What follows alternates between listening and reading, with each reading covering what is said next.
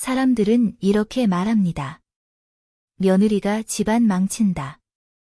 시어머니가 독하면 며느리가 못 산다. 하지만 이 이야기는 그 어떤 편견도 무너뜨릴 겁니다. 며느리는 아무렇지 않게 가면을 썼고 시어머니는 너무 늦게야 진실을 마주했죠. 그리고 그 순간 복수는 시작됐습니다. 며느리의 비밀 거짓말이 깨진 순간 시어머니의 복수극은 지금부터다. 그날도 정숙은 새벽부터 시장에 나갔습니다. 고기 값이 비싸다며 실랑이를 벌이던 중이었죠. 1,000원만 깎아줘요, 사장님. 나 이 집 며느리 입으로 먹여 살리느라 등골 빠져요. 정숙은 며느리 민경이에게 무슨 말이라도 하면 민경은 늘 상냥하게 대답했습니다. 어머니, 저 오늘 반찬 만들었어요. 저녁에 같이 드실래요? 그 따뜻한 말에 속아 정숙은 고마움을 느꼈습니다. 하지만 그 모든 건 거짓이었습니다. 지독한 거짓이었죠. 민경의 비밀은 우연히 정숙의 눈에 들어온 휴대폰 화면 하나에서 시작되었습니다. 그날 밤 민경이 욕실에 휴대폰을 두고 간 겁니다. 거기엔 정숙의 얼굴이 찍힌 사진 수십 장과 함께 이런 문장이 있었습니다. 오늘도 그년 얼굴 보고 미치는 줄 알았다. 이런 시어머니랑 사는 내 인생, 진심 불쌍해. 정숙은 처음엔 믿지 못했습니다. 하지만 그날 이후로 민경의 말 하나하나가 의심스러워졌습니다. 며느리는 여전히 달달한 목소리로 말했죠. 어머니, 된장찌개 좋아하시죠? 제가 끓일게요. 하지만 그 웃음 뒤에는 다른 얼굴이 숨어 있었습니다. 며느리는 정숙을 그년이라 부르며 친구들과 조롱의 메시지를 주고받고 있었죠. 그리고 어느 날 결정적인 순간이 왔습니다. 정숙은 몰래 민경의 노트북을 열었습니다. 비밀번호는 예상보다 쉬웠습니다. 더운 1212분 자신의 아들 생일이었죠. 그 안엔 수년간의 기록이 있었습니다. 민경은 자신의 일기를 매일같이 써왔습니다. 그 안에서 정숙은 참혹한 진실을 읽어내려갔습니다. 시어머니는 돼지 같다. 내가 이 집 돈을 얼마나 빼돌렸는지도 모르고 밥이나 해주니까 신나 있겠지. 정숙은 더 이상 참고 있을 수 없었습니다. 하지만 그 복수는 섣불러선 안 됐습니다. 시간이 필요했죠. 민경이 자신이 판 함정에 스스로 걸려들게 해야 했습니다. 정숙은 아무 일 없는 척 다시 부엌에 섰습니다. 민경아, 내일 엄마 반찬 좀 더 가져가라. 내 친구들이랑 나눠 먹게. 민경은 아무것도 몰랐습니다. 정숙의 눈빛이 이제 예전과 다르다는 걸. 그리고 그 다음 날, 정숙은 조용히 민경의 옷장을 정리하다 어떤 상자를 발견했습니다. 그 속엔 낯선 남자의 사진, 호텔 예약 내역, 그리고 아들의 이름이 사라진 혼인신고서 무효 신청서 초안이 있었습니다. 정숙은 알아버렸습니다. 며느리는 이 집의 돈을 갈취하고 외간 남자와 새 삶을 준비하고 있었던 겁니다. 이제 복수의 시간입니다. 다음 편부터 시어머니 정숙의 치밀하고 시원한 반격이 시작됩니다. 정숙은 이틀 밤을 꼬박 새웠습니다. 분노는 식지 않았고 머릿속은 복수 계획으로 가득 찼습니다. 하지만 감정을 앞세우면 안 된다는 걸 그녀는 잘 알고 있었습니다. 며느리는 머리가 비상했고 교묘하게 정숙의 아들 도은까지 자기 편으로 만들어 왔으니까요. 그날 아침 정숙은 무심한 얼굴로 민경에게 물었습니다. 민경아, 너 혹시 이번 주말에 시간 좀 있니? 친척 중에 중요한 생신이 있어서 말야. 민경은 핸드폰을 보며 말했습니다. 어머니, 그날 친구랑 약속이 있어서요. 죄송해요. 다음에 꼭 같이 가요. 정숙은 빙긋 웃었습니다. 그래, 내가 바쁘면 어쩔 수 없지. 대신 내 명의만 빌려줘라. 내가 알아서 정리할게. 민경은 의심 없이 고개를 끄덕였습니다.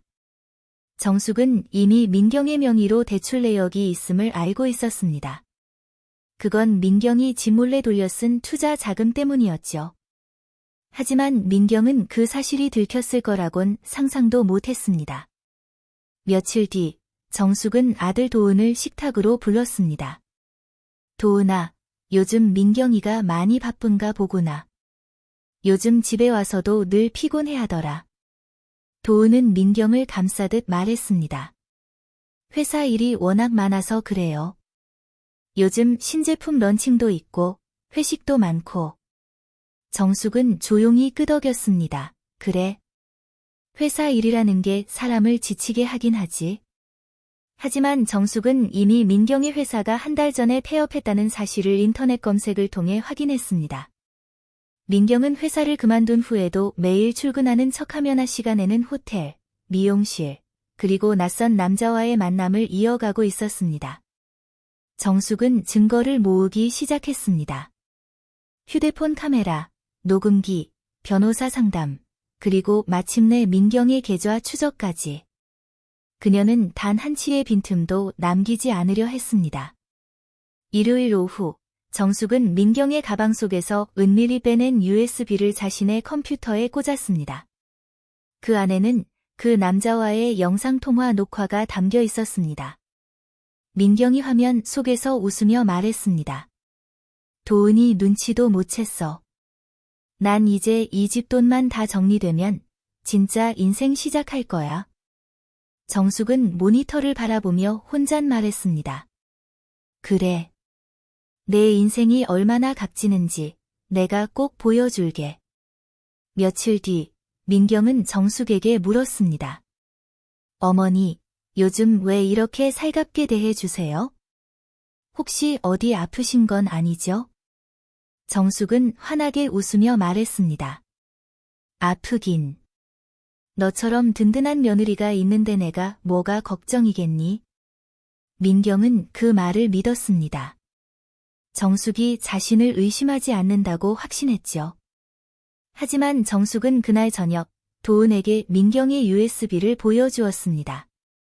영상 속 민경의 목소리는 선명했고 도은의 얼굴은 점점 창백해졌습니다. 이게 뭐야, 엄마? 정숙은 조용히 말했습니다. 내가 꼭 봐야 할 진실이란다. 도은은 충격에서 벗어나지 못한 채 머리를 감싸쥐었습니다. 그럴 리가 없어. 민경이가 그럴 리가. 정숙은 아들의 어깨에 손을 얹으며 속삭였습니다. 내가 판단해라. 그 아이를 더 믿을지, 이 집을 지킬지. 그날 밤, 도은은 민경에게 아무 말도 하지 않았습니다. 하지만 그의 눈빛은 완전히 달라져 있었습니다. 그것을 눈치챈 민경은 불안감을 느꼈죠. 민경은 화장대 앞에 앉아 스스로 중얼거렸습니다. 왜 자꾸 불안하지? 아무도 모를 텐데. 하지만 그녀는 몰랐습니다. 시어머니의 복수는 이제 점점 본격적으로 그리고 정교하게 시작되고 있다는 사실을. 민경은 요즘 이상하리만큼 모든 것이 불편했습니다. 정숙은 여전히 따뜻한 얼굴이었지만 그 눈빛이 어딘가 낯설게 느껴졌죠. 며느리로서 집안일을 하면서도 민경은 자꾸만 주변을 살폈습니다. 도은은 퇴근하면 방에 틀어박히고 예전처럼 다정하게 대하지 않았습니다. 민경은 불안감에 도은의 휴대폰을 몰래 훔쳐봤습니다. 통화 기록, 메시지, 메신저 기록까지. 특별한 건 없었지만 그 침묵이 더 무서웠습니다. 며칠 후 정숙은 조용히 민경을 불렀습니다. 민경아, 혹시 시간이 되면 이 대출 서류 좀 같이 보자꾸나. 요즘 아파트 대출이 뭔가 이상해서 말이야. 민경은 움찔했습니다. 그 대출이 바로 자신이 도은 명의를 도용해 몰래 받은 것이었기 때문이죠. 어머니. 그건 제가 잘 몰라서요. 도은 씨랑 같이 보시는 게 좋을 것 같은데. 정숙은 아무 말 없이 미소 지었습니다. 그래? 알겠어. 도은이랑 이야기해볼게. 그날 밤 정숙은 민경이 거실을 비운 틈을 타 그녀의 지갑에서 메모지를 꺼냈습니다.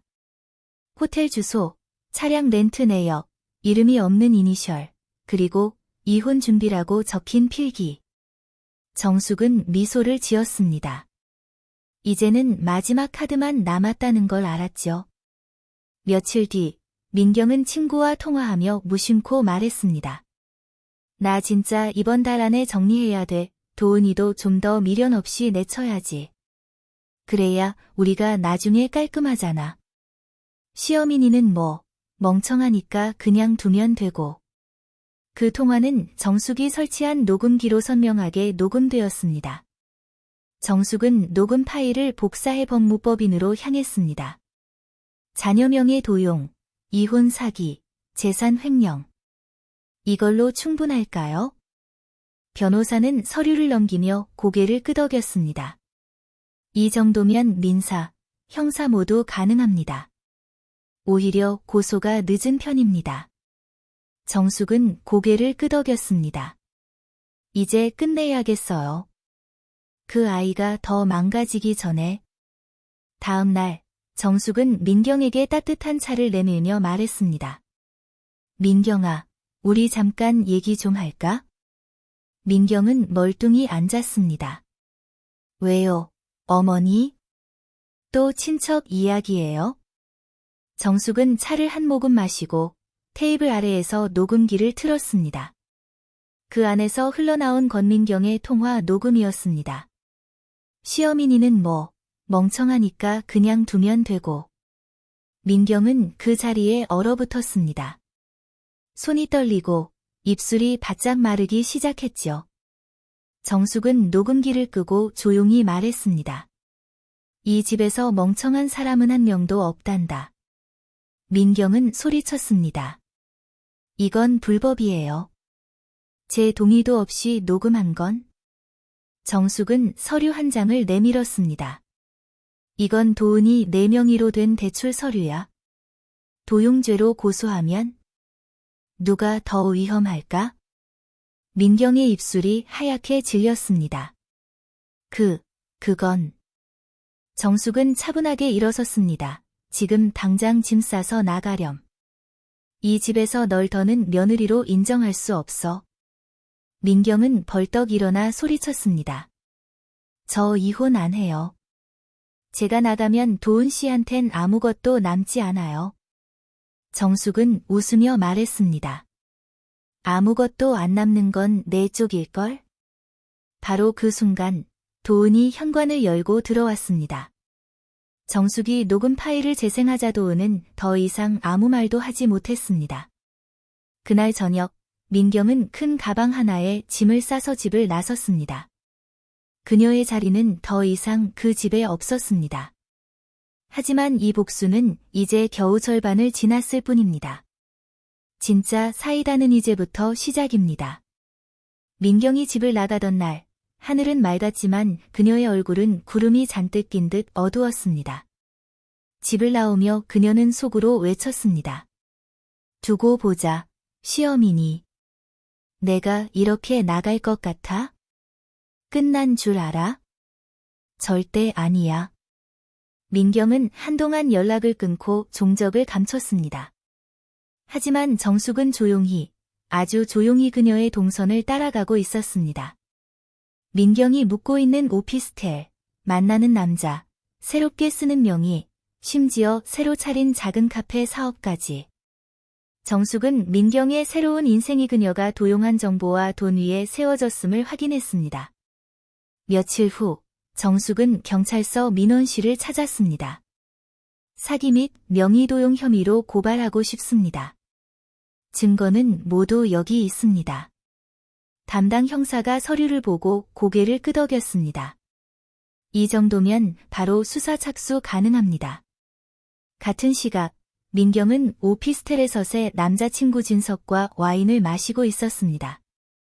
오빠, 우리 진짜 이번엔 잘 될 것 같아. 나 이제 진짜 인생 시작하는 기분이야. 진석은 웃으며 건배했습니다. 그럼 내가 말한 투자금만 정리되면 해외도 나갈 수 있을 거야. 그 말에 민경은 잔을 들다 멈칫했습니다. 근데 그 돈 아직 정숙이 손에 있어. 내 명의로 묶인 게 있긴 한데 그걸 정리하려면 시간이 좀 더.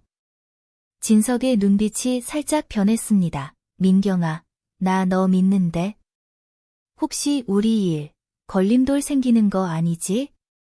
민경은 억지로 웃었습니다. 아니야. 정숙이?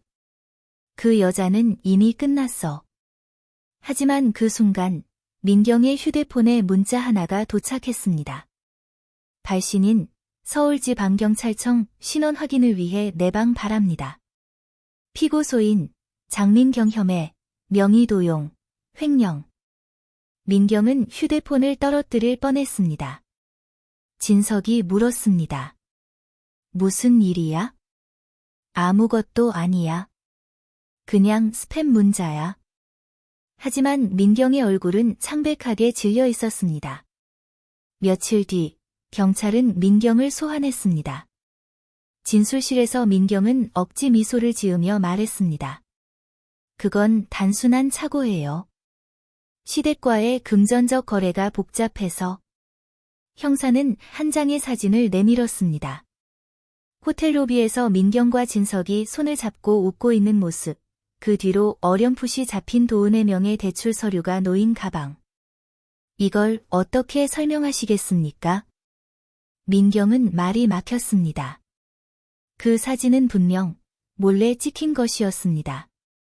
정숙이었을까?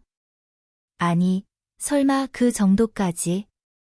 형사는 서류를 넘기며 말했습니다. 당신이 했던 모든 말, 모든 행동이 지금 증거로 모아지고 있습니다. 그 순간 민경은 깨달았습니다. 이건 단순한 복수가 아니라 시어민이 정숙이 아주 오래전부터 준비한 정교한 작전이었다는 걸.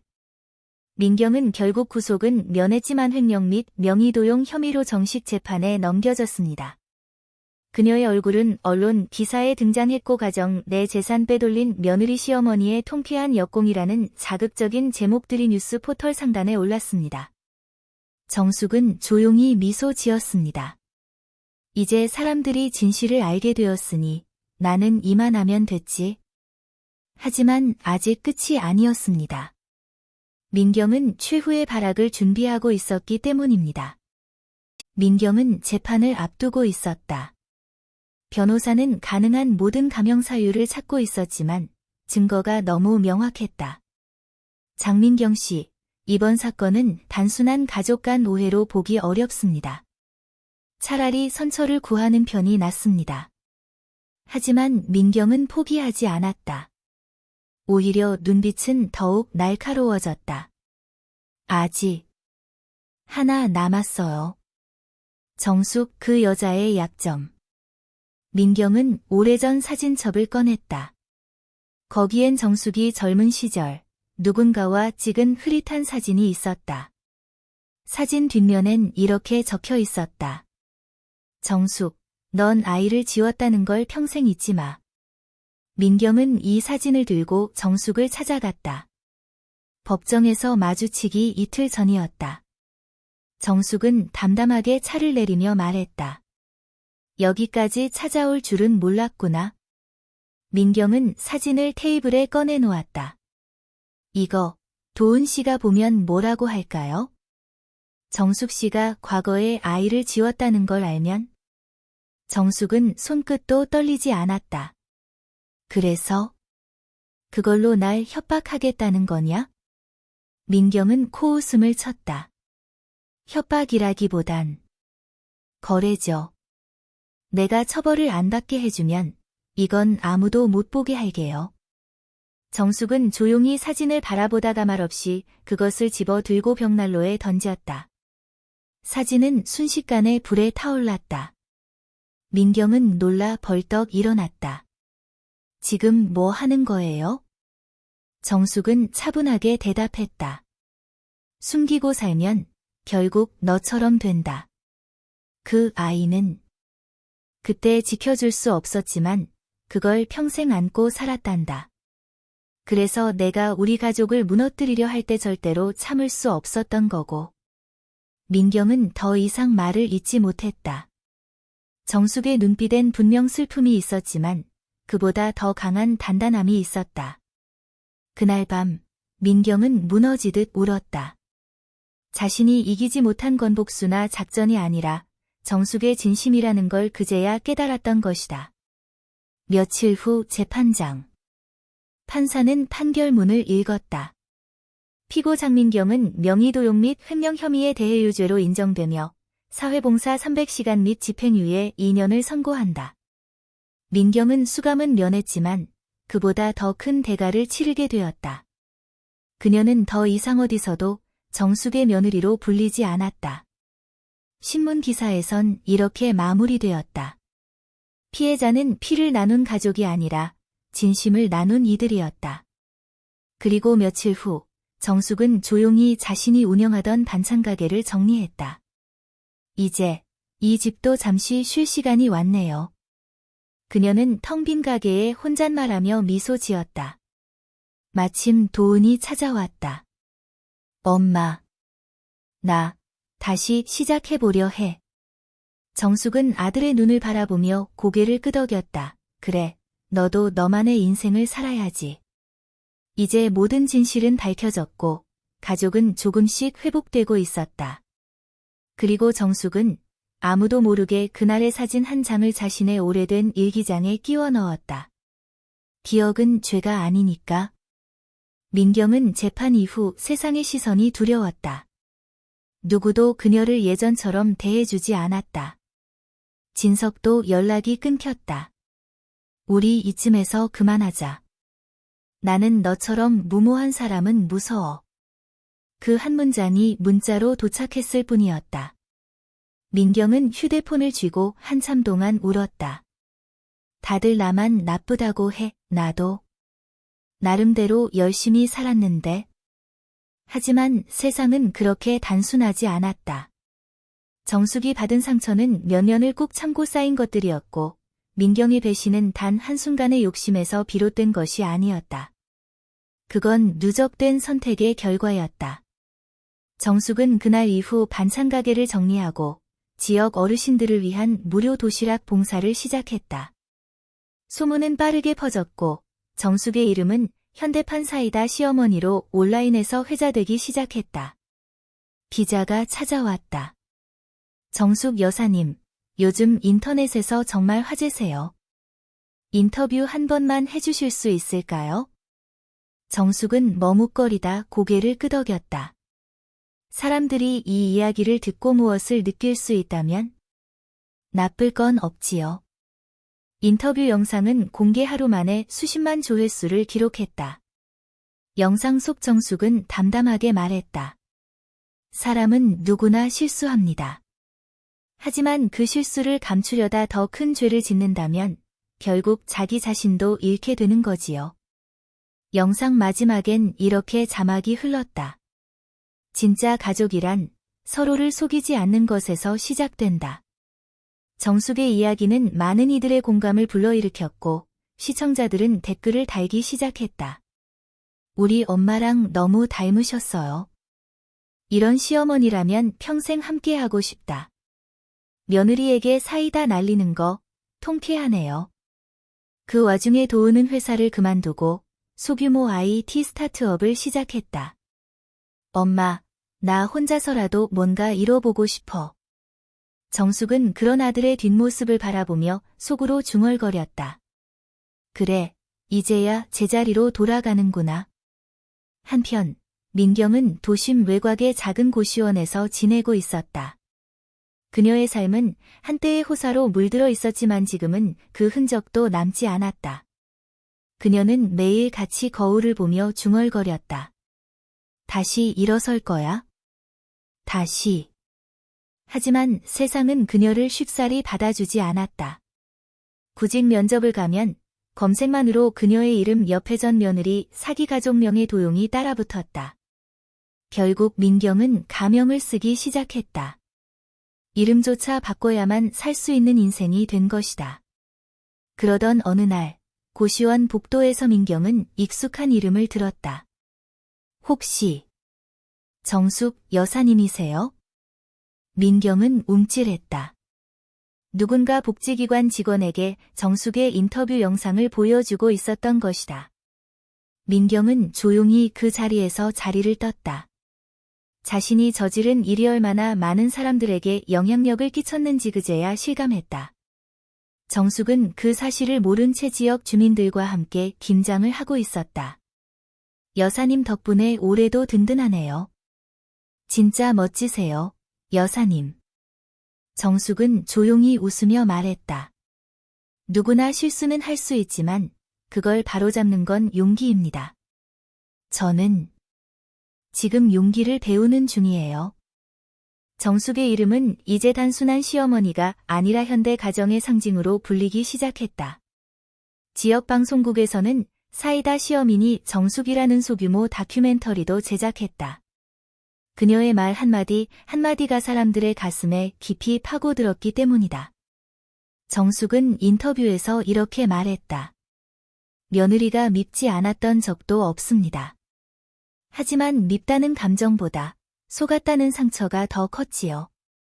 복수란 상대를 망가뜨리는 게 아니라 스스로를 회복하는 과정이에요. 저는 제 존엄을 되찾고 싶었을 뿐입니다. 영상은 순식간에 퍼졌고 정숙의 모습은 공감과 감탄의 대상이 되었다. 반면 민경의 삶은 점점 더 축소되고 있었다. 그녀는 마트 시식 알바, 편의점 야간 근무 등을 전전하며 하루하루를 버텼다. 어느 날 편의점 카운터에서 고개를 숙이고 계산을 하던 민경 앞에 익숙한 목소리가 들렸다. 이거 계산 좀 부탁드릴게요. 고개를 든 순간 민경의 눈앞에는 정숙이 서 있었다. 정숙도 잠시 놀랐지만 표정은 흔들리지 않았다. 민경은 당황해서 봉투를 뒤적이며 손을 떨었다. 어서 계산해 드릴게요. 정숙은 담담하게 그녀를 바라보며 말했다. 괜찮아. 사람은 어디서든 다시 시작할 수 있어. 민경은 손을 멈췄다. 눈물이 흘렀다. 미안해요. 정숙은 고개를 끄덕였다. 그 말 들으려고 온 거 아니야? 그럼 왜? 너 괜찮은지? 그게 궁금했어. 민경은 카운터에 손을 짚고 울었다. 그 눈물은 참회의 눈물이 아니라 처음으로 진짜 무너져 내리는 민경 자신의 눈물이었다. 정숙은 조용히 가방에서 종이 하나를 꺼냈다. 여기, 쉼터 연락처야. 여기선 진짜 너를 시작할 수 있을 거야. 민경은 그 종이를 받아들고 고개를 숙였다. 정숙 씨. 응. 이젠 어머니라고 부르면 안 되죠? 정숙은 잠시 망설이다가 조용히 대답했다. 언젠가 스스로 그렇게 부르고 싶을 때가 오겠지. 그날 밤 민경은 고시원에서 쉼터로 전화를 걸었다. 안녕하세요. 상담 예약하고 싶어요. 그녀의 목소리는 작았지만 처음으로 두려움이 아닌 다시 살아보고 싶은 바람이 담겨 있었다. 그리고 한 달 후 민경은 쉼터 프로그램에서 자격증 공부를 시작했다. 작은 시작이었지만 그녀에겐 그것이 전부를 다시 짜맞추는 퍼즐의 첫 조각이었다. 한편 정숙은 봉사단체로부터 올해의 어머니상을 수상했다. 한 가정을 지키는 어머니로서 아픔을 이겨내고 다시 사랑을 선택한 사람. 그날 무대 위에 선 정숙은 사람들에게 마지막으로 이렇게 말했다. 나의 복수는 그 아이가 다시 사람다운 삶을 시작하도록 돕는 것이었습니다. 상처를 상처로 끝내지 않는 것, 그게 진짜 복수라고 믿습니다. 민경은 쉼터의 규칙적인 생활에 서서히 적응해갔다. 매일 아침 일어나 청소하고 공동 식사를 준비하고 오후엔 자격증 강의를 들었다. 그녀가 선택한 분야는 심리상담사였다. 자신처럼 잘못된 선택과 상처로 무너진 사람들에게 다시 설 수 있는 길을 알려주고 싶다는 마음이 들었기 때문이다. 강의를 듣는 동안 민경은 노트를 빽빽하게 채워갔다. 어느 날 강의 중 교수의 말이 그녀를 멈춰 세웠다. 가장 깊은 상처는 가장 따뜻한 공감이 될 수 있습니다.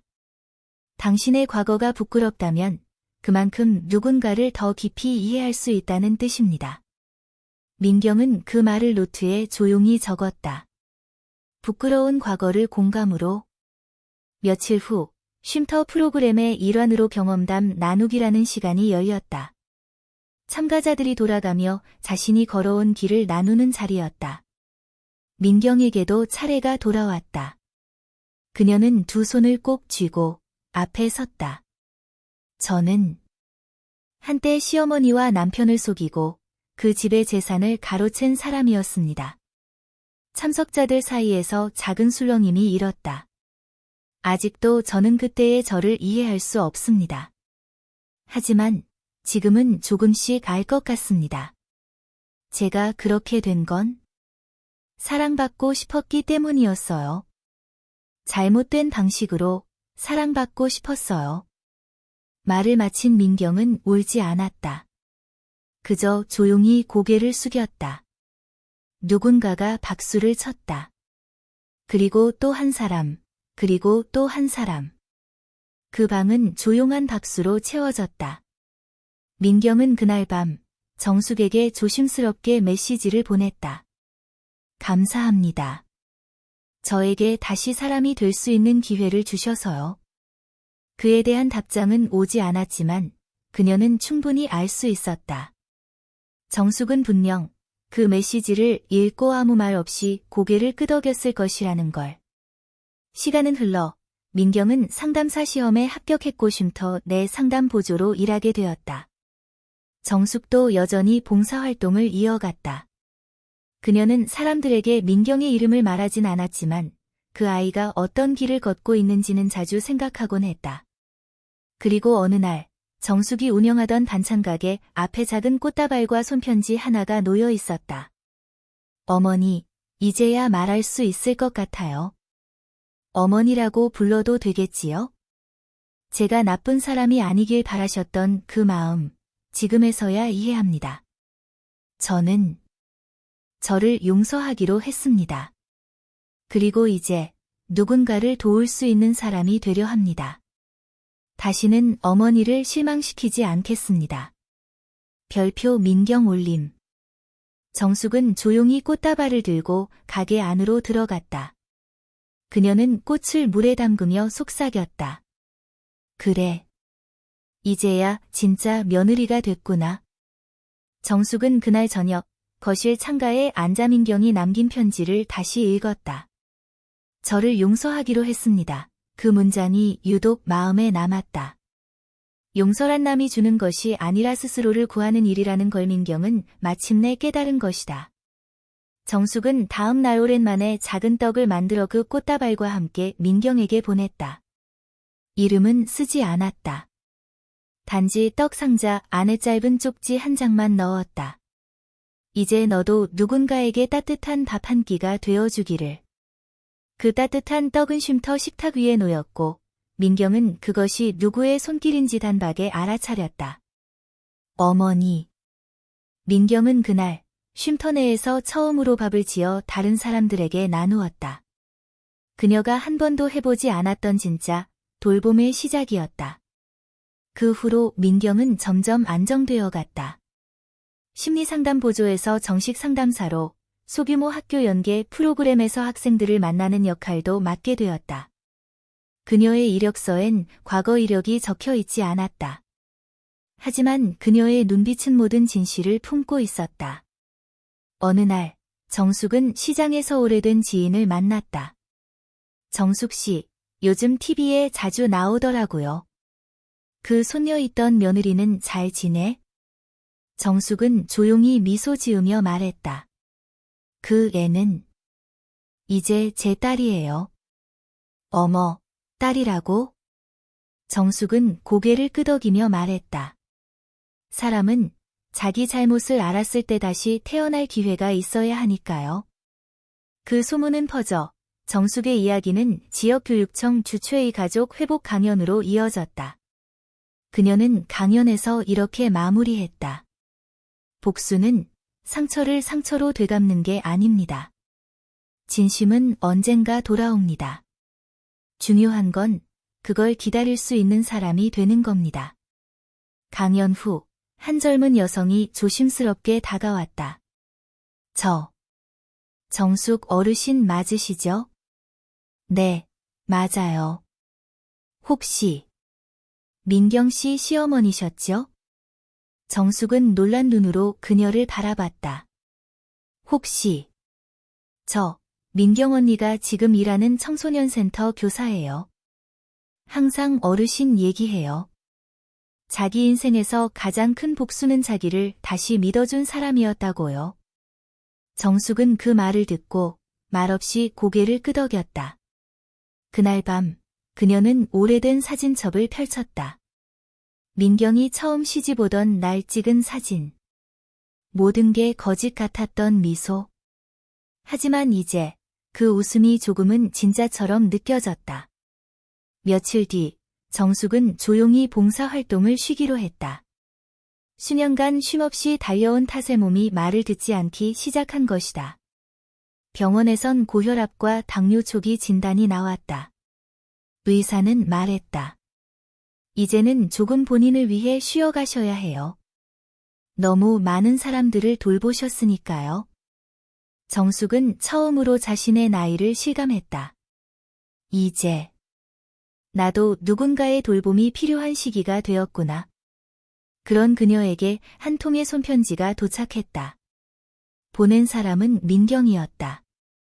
어머니, 저 이번 달부터 작은 상담소를 열게 되었어요. 아직은 작지만 마음이 상처받은 사람들에게 따뜻한 방 하나가 되어주고 싶어요. 그리고 어머니를 모시고 싶습니다. 제가 받은 사랑, 이제 제가 돌려드릴 차례예요. 정숙은 편지를 들고 한참을 앉아 있었다. 마음 한구석에서 뭉근하게 뜨거운 것이 올라왔다. 며칠 뒤 민경은 작은 원룸 건물 1층의 마음정원 상담소라는 문패를 달았다. 입간판엔 이렇게 적혀 있었다. 상처를 나누면 삶은 다시 시작될 수 있습니다. 개소식 날, 민경은 떨리는 손으로 문을 열었다. 거기엔 몇몇 동료들과 마지막으로 정숙이 서 있었다. 정숙은 조용히 민경을 바라보며 말했다.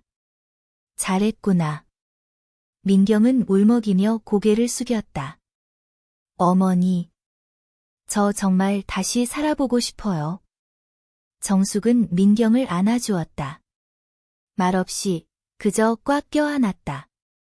그리고 그날 이후 정숙은 민경과 함께 살기 시작했다. 두 사람은 늦은 밤 마주 앉아 이야기를 나누었다. 어머니는 그때 왜 저를 그냥 신고해서 끝내지 않으셨어요? 정숙은 창밖을 보며 말했다. 넌 나쁜 사람이었지만 악한 사람은 아니었거든. 누구든 잘못을 저지를 수 있어.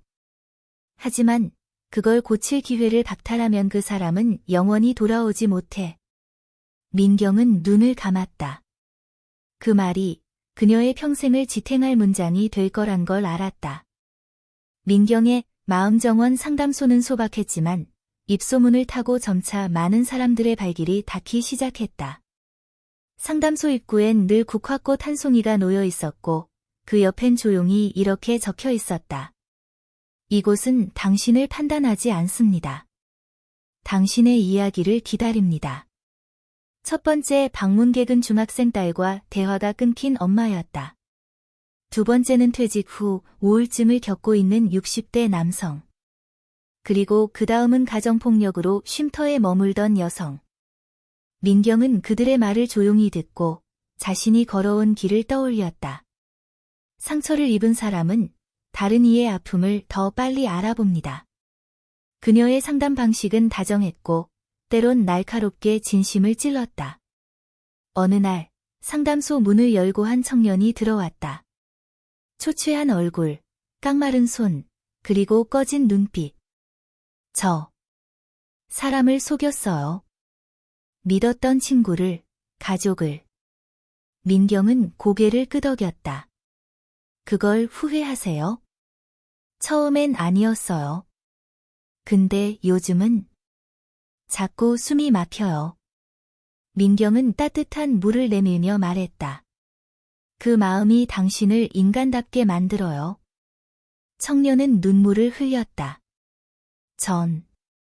다시 돌아갈 수 있을까요? 민경은 웃으며 대답했다.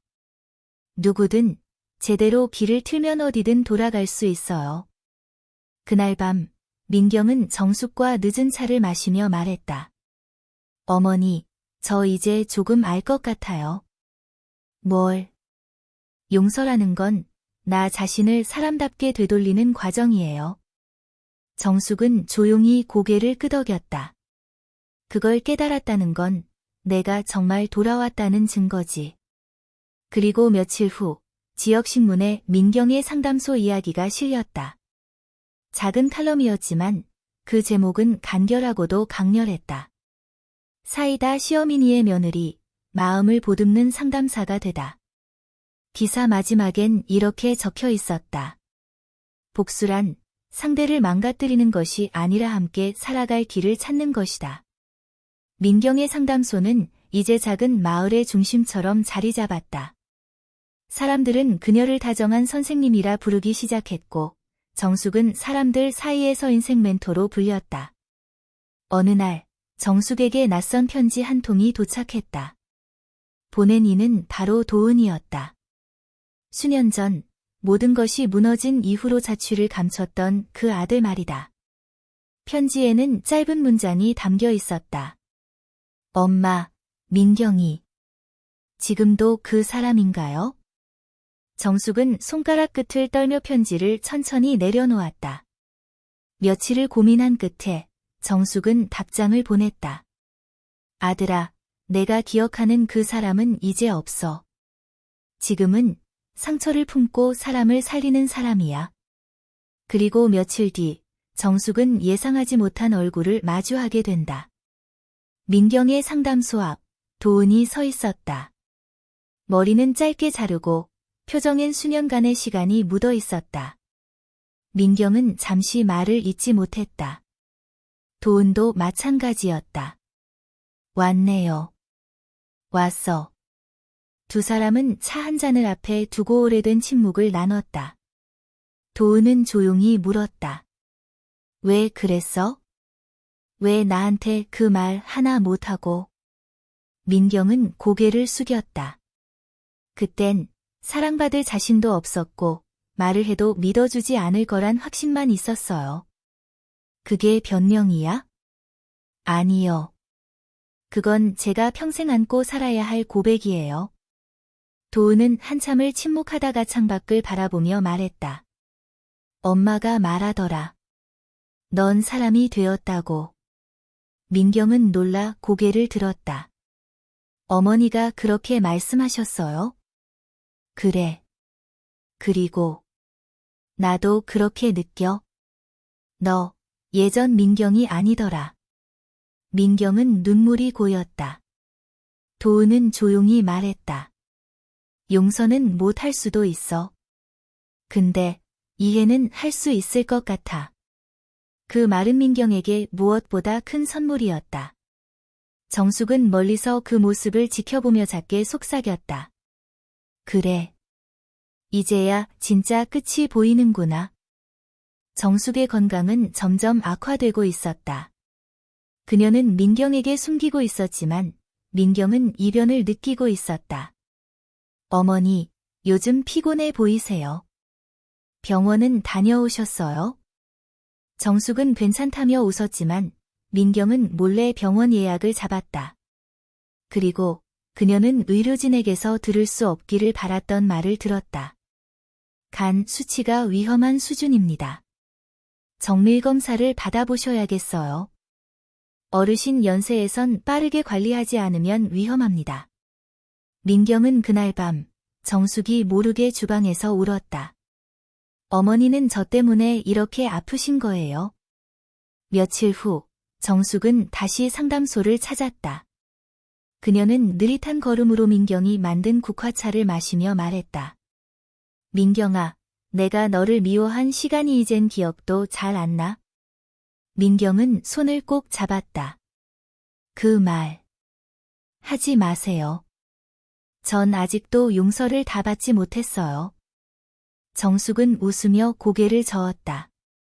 사람 마음은 받는 게 아니라 나눠주는 거야. 그 말은 민경의 심장 깊숙이 새겨졌다.